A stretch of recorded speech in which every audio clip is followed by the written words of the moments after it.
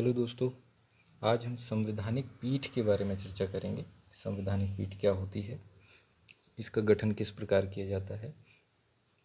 तो सबसे पहली बात यह कि जब सुप्रीम कोर्ट में 5 जजों की बेंच या उससे अधिक जजों की बेंच होती है तो उसे संवैधानिक पीठ कहते हैं। कोई भी मामला हो जो सीजेआई महोदय निर्धारित करते हैं उसकी सुनवाई के लिए, तो अगर जजों की संख्या 5 या उससे अधिक है, ठीक, तो उस पीठ को कहा जाएगा या उस मामले की सुनवाई के लिए जो बैठक आयोजित की गई है उस बैठक को कहा जाएगा संवैधानिक पीठ।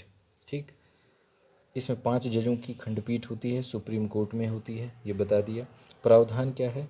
प्रावधान 145(3) में संविधान में इसका किया गया है कि 5 जजों की बेंच को संवैधानिक पीठ कहा जाएगा। ठीक, गठन कौन करता है? तो गठन सीजेआई द्वारा, चीफ जस्टिस ऑफ इंडिया द्वारा किया जाता है। ठीक, ये गठन एक अस्थायी आधार पर किया जाता है कि जब तक मामले की सुनवाई नहीं हो जाती तब तक ये समिति या ये बैठक, ये पीठ काम करेगी, और जैसे ही मामले का निर्णय हो जाता है तो ये पीठ अपने आप ही स्वतः ही भंग हो जाएगी, मामले के निपटारे के बाद भंग हो जाएगी। ठीक, अब ये पीठ कब कब गठित की जाती है ये जान लेते हैं। तो सबसे पहले अनुच्छेद 143 की चर्चा करते हैं। इसमें क्या दिया गया है कि कोई भी संविधान की व्याख्या से संबंधित जब प्रश्न होता है तो संवैधानिक पीठ का गठन किया जाता है। ठीक, कोई भी ऐसा मामला, जैसे मान लीजिए कि सोने के अधिकार को आर्टिकल 21 में शामिल करना चाहिए नहीं करना चाहिए, पर्यावरण का अधिकार हमें नीति निर्देशक तत्व में शामिल करना चाहिए नहीं, मतलब ऐसा कोई भी अधिकार या ऐसी कोई भी जो है, ऐसा कोई भी प्रश्न जो संविधान में लिखा नहीं गया लेकिन उसकी इंटरप्रिटेशन करनी, उसकी व्याख्या करनी है, तो ऐसा काम सुप्रीम कोर्ट की 5 या 5 से अधिक जजों की बेंच द्वारा किया जाता है। ठीक, अभी जैसे श्रेयस सिंघल बनाम भारत संघ मामला निजता के अधिकार को लेकर आरटीआई से संबंधित ये मामला था। ठीक, इसी प्रकार से आर्टिकल 21 एक गत्यात्मक अधिकार है, उसमें कौन कौन से अधिकार शामिल हैं या नहीं हैं, इसकी व्याख्या भी कौन करेगा? सुप्रीम कोर्ट की संवैधानिक पीठ। ठीक, आर्टिकल 143 में ही राष्ट्रपति राय मांग सकता है किसी प्रश्न से संबंधित सुप्रीम कोर्ट से। ठीक, जिस संबंध में राष्ट्रपति को किसी प्रकार की अगर दुविधा होती है, कोई संवैधानिक प्रश्न है या कानून का मामला है, तो उस मामले में राष्ट्रपति सुप्रीम कोर्ट की राय मांगेगा और ये राय संवैधानिक पीठ द्वारा राष्ट्रपति जी महोदय को दी जाएगी। ठीक है, और किन मामलों में इसका गठन किया जाता है? तो परस्पर विरोधी निर्णय हो गए होंगे, जैसे मान लीजिए 2 जजों की कोई बेंच है, ठीक, उसमें हर एक जज ने, पहले जज ने और दूसरे जज ने अलग अलग निर्णय दिया है। ऐसा किस में दिया गया है? अभी उदाहरण स्वरूप कर्नाटक हिजाब विवाद जो सुप्रीम कोर्ट में अभी लंबित है, उसमें 2 जजों की बैठक हुई थी, हेमंत गुप्ता साहब की और सुधांशु धूलिया जी की। ठीक है, इन दोनों ही लोगों ने अपने अलग अलग मत रखे। इन्होंने कहा, हेमंत गुप्ता जी ने, जो हाई कोर्ट कर्नाटक ने कहा है कि हिजाब एक आवश्यक प्रथा नहीं, ऐसा किसने कहा था? हाई कोर्ट कर्नाटक ने।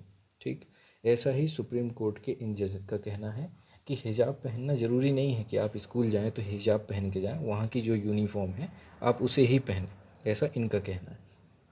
सुधांशु धूलिया जी ने हाई कोर्ट कर्नाटक जो है उससे अलग फैसला दिया है। इनका ये कहना है कि हाई कोर्ट ने जो विषय चुना है वो गलत है। यहाँ पर विषय हिजाब पहनने का नहीं, यहाँ पर विषय शिक्षा का है कि हमें शिक्षा को प्राथमिकता देनी चाहिए, न कि हिजाब को। तो इन्होंने तो पूरे केस का मर्म ही बदल दिया, सुधांशु धूलिया जी ने। तो अब ये 1 वर्सेस 1 का केस हो गया कि इनका मत अलग है और इनका अलग है। अब ये केस किसके पास जाएगा? सीजेआई महोदय के पास। फिर वो निर्धारित करेंगे कि इस केस की सुनवाई हमें संवैधानिक पीठ को भेजनी है या नहीं भेजनी है, या इसका क्या निर्णय रहेगा। ठीक, अब मान लीजिए कोई 3 जज हैं, उनके बीच में अगर ऐसा उन्होंने कोई निर्णय दिया है, ठीक है, और अगली कोई बेंच बैठी है जिसमें 3 जज हैं, दोनों 3 जजों के मध्य जो है पुनर्विचार के बाद अलग अलग फैसले आए हैं। ठीक, पहले वाले ने मान लीजिए किसी केस में पॉजिटिव पक्ष लिया है और उसी जो है केस में मान लीजिए फिर से पुनर्विचार के लिए 3 जजों की बेंच बैठी है और उस पर कोई नेगेटिव जो है परिणाम दिया है। ऐसा जो है गोलकनाथ मामला और केशवानंद भारती मामला आप समझ सकते हैं। ठीक है, तो इसमें क्या हुआ है कि पुनर्विचार हुआ है। ठीक, किसी केस पर पुनर्विचार हुआ है। तो जब 3 जजों की बेंच, मान लीजिए किसी ने कोई निर्णय दिया 3 जजों की बेंच ने, और वो निर्णय मान लीजिए पहले वाले से अलग है, तो उस निर्णय को फिर से पुनर्विचार किया जाएगा उस निर्णय पर, और उस पुनर्विचार के लिए 3 जजों से बड़ी बेंच बैठेगी, अर्थात 5 जजों की बेंच बैठेगी।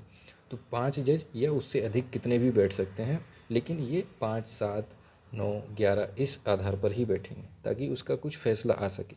ठीक है, तो पुराने किसी फैसले पर पुनर्विचार अगर करना हो तब भी संवैधानिक पीठ को बिठाया जाता है या गठन किया जाता है। ठीक है, अन्य तथ्य में क्या है कि डी.वाई. चंद्रचूड़ साहब जो है, जो हाई कोर्ट सुप्रीम कोर्ट के जज रहे हैं, वो उन्होंने 21 पीठों पर हिस्सा लिया है, वो 21 पीठों के जज रह चुके हैं। ठीक, ऐसे ही A.M. खानविलकर साहब रहे हैं, वो उन्होंने 15 पीठों पर हिस्सेदारी दी है। ठीक, अशोक भूषण साहब, उन्होंने 10 पीठों पर इस प्रकार हिस्सा लिया। ठीक, तो सबसे ज़्यादा अभी तक जो है वो हैं डी.वाई. चंद्रचूड़ जी, उन्होंने 21 पीठों पर अभी तक अपनी हिस्सेदारी दी। तो आज हमने जो संवैधानिक पीठ के बारे में समझा। अगर आपको वीडियो अच्छा लगा हो तो कृपया लाइक और सब्सक्राइब कर दें। Thank you.